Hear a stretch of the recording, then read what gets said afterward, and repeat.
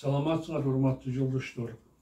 Бүгүн биз силер менен ар бир адам кабыл болушу мүмкүн болгон жаман бир жагдайлар жөнүндө сөз жүргүзөбүз. Бул иттердин чабуулунан сактануу. Бул көрсөтүүдө мен силерге бул иттерден кантип коргонуу жөнүндөгү жалпы эрежелерди айтып берем жана спецназтын инструкторлары өздөрүнүн жоокерлерин маштырганда бул боюнча кандай кеңештерди бергендиги жөнүндө айтып беремин. Биринчиден айтып аткан нерсе, иттер менен учурашканда, алар жолукканда аябай этият болуу керек. Себеби бул иттерге адам баласына таандык мүнөздүү таңгулаганга болбойт. Мисалы силер бир ээси менен кетип бараткан итти жолуктуруп калсаңар, анын ээси өзүңөрдүн досу болсо, аны силер даалысынан чапкылап, өзүңөрдүн достугуңарды көрсөтүп жатам деп ойлойсуңар. Бирок бул учурда ит, мындай иттер муну өзүнүн ээсине карата чабуул катары түшүнүп, силерге ашылышы мүмкүн. Же болбосо иттер тамактанып жатканда алардын жанына келип, алардын башынан сулап, же анын чөйшөгүн оңдогонго аракет кылып, же аны колуңар менен тамак бергенге аракет кылсаңар, иттер муну алардан тамакты тартып алганга бул киши аракет кылып жатат деген ойго түртпөсүңөр. Ал эми алар коргоп жаткан аймакка келсеңер, бул менин аймагым деп туруп, иттер бул учурда дагы өздөрүн аябай мындай ката алмам деп силерге ашылышы мүмкүн. Ошондуктан иттерден сакталуунун негизги эрежелери бар.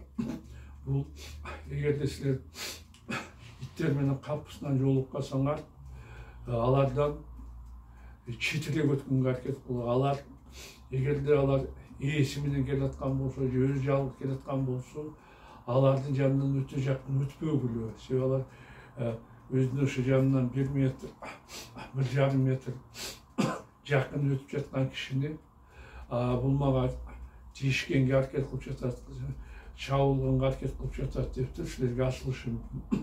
Ошондуктан жол кеңири болсо, силер иттерден алысыраак эле аны айланып өткөнгө аракет кылыңар. Эгерде кууш жерге учурап калсаңар, анда ит өтүп кеткенче жолдун четинде күтүп турганыңар оң. Ошондой эле силер иттер байлоодо турса, же болбосо башка бирөөнүн короосунда турса, алар менен сүйлөшкөнгө, аларды сылаганга аракет кылбагыла. Бул дагы иттер тарабынан аларга каршы чабуул катары эсептелет. Иттерди көргөндө өзүңөрдүн аябай коркуп кеткениңерди дагы билдирбегиле. Себеби корксоңор, өзүңөрдүн мындай тынчсыздануу менен алсаңар, иттер муну силердин душмандыңар катары көрөт. Демек, бул киши мени менен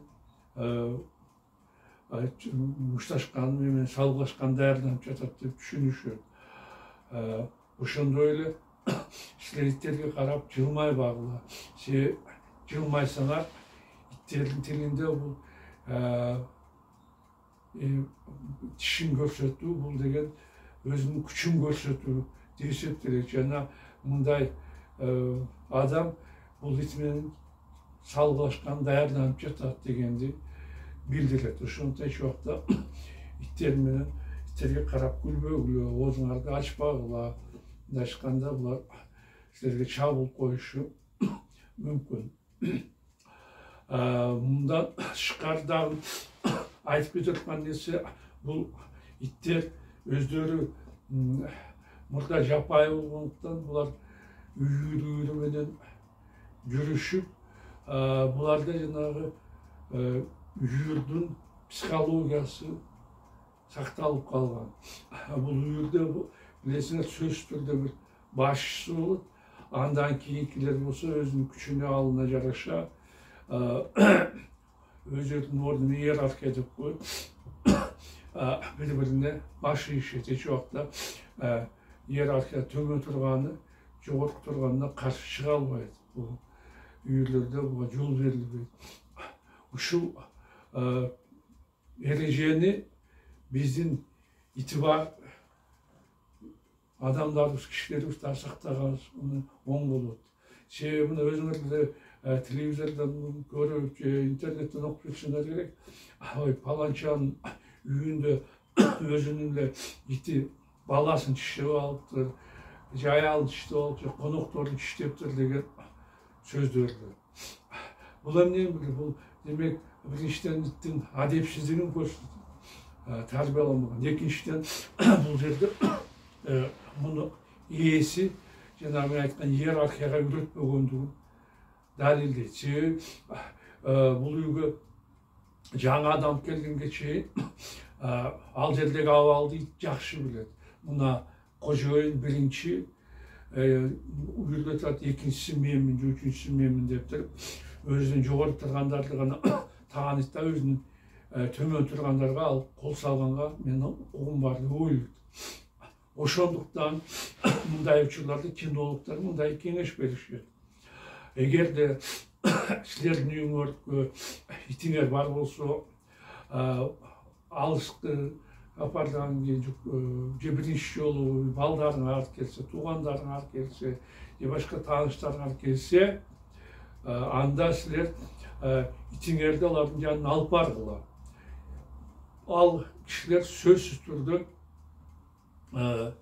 itke bir neçe jolu buyruk bersin, jat, tur, üür, soylo dep turup arkanday buyruktardy bersin. Uşunda itdi alardy atkarsın. Atkarlışın ittine söz karap turuş керек. Atkargandan keyin ittin aň seziminde bul kişiler menden jogary turbayby degen oy payda bolup al keyin al kişilerge hiç wagtda kol salbaydy. Alardın aýtkanyny kılıp özün joş alıp жүрüdi. Egerde anda kılmasa anda bu kişiler konoktor jüýdüneler menden tömön turat dep turup italarga aşılıp atıp öldürüp salıştı mümkün. Bul demek üýde özünün jakındary saktooну, kojoýun itin kojoýun tarabyn saktooну nыкмалар bolsa gerek. Emi egerde it sizlerge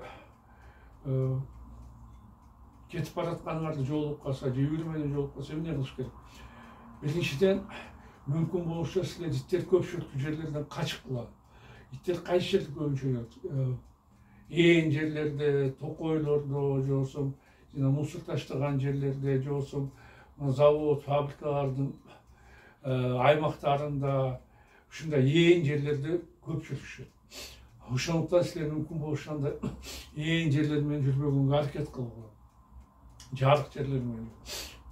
Эгерде кокусунан ошондой жерге учурап калсаңар, анда эч убакта коркпогула. Иттерге коркконуңарды билдирбегиле.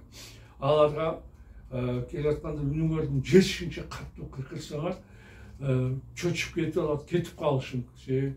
Мына кинологдорда башка жылкычтар менен иштеген адистерде айтат, адамдын үнүнөн иттер гана эмес, атыгүл арстан жолбордо чөчүп качып кеткен учурлар көп учурайт экен. Ошондуктан иттер өзү же үйрөнүп кеткенде катуу кыйкырып кет, жогол деп катуу кыйкырсаңар, ошондо иттер кетип калышы мүмкүн. Эгерде бул жардам бербесе, анда силер колуңарга ушу ташты алып, башканы алып туруп, ошону алып туруп урган киши болгула, ошондо иттер да айбыгып качып кетиши мүмкүн. Эгерде качпаса, ошо колуңарды таш же башка таяк менен аларды көздөрү ыргыткыла. Бирок аларга тийгенге аракет кылбагыла. Себеби таш же таяк аларга тийсе, алардын ачуусу келиши мүмкүн да, силерге дап бериши мүмкүн. Башкысы эч убакта качпагыла. Иттер адам баласына қарағанда алдағанша қатты чуркайт, ала силерге тезірек жетіп алып, талап салышы мүмкін. Ошондуктан эч убакта качпагыла иттерди.